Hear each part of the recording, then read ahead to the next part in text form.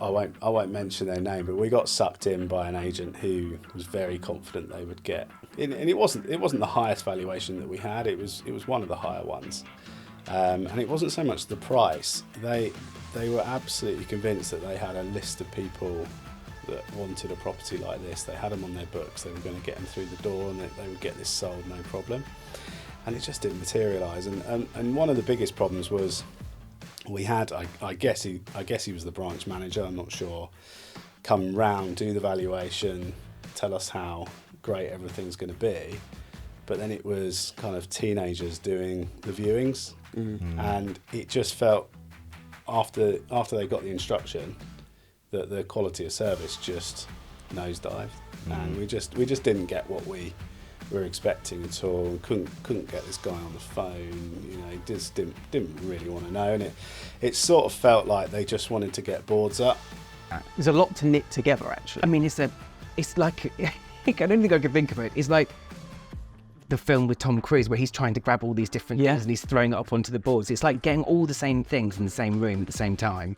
It's hard work. We had situations where we would turn up at a house and there wasn't anyone there, and you'd ring and they'd go, "Oh, well, we sent them out," and they hadn't got the correct address. Or we turned up at a couple of appointments and they're double booked and they weren't there. Or you'd walk into a house and the estate agent would be like, "Oh, this isn't actually my listing, so I don't know any information. I'm going to have to go away and find out for you." But every house we viewed with Dan and Neil and Avocado, they knew.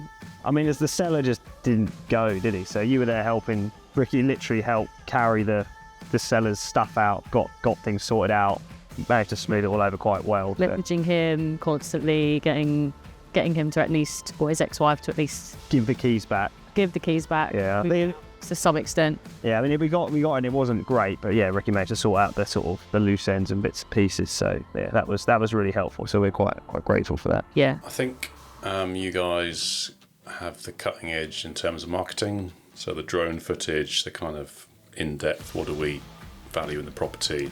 That was new to me. Usually it's just, oh, here's a description. Is that good or not? The personal contacts of the WhatsApp. That's great, just ping Matt a message and he's straight on it. Yeah, I'm on their case.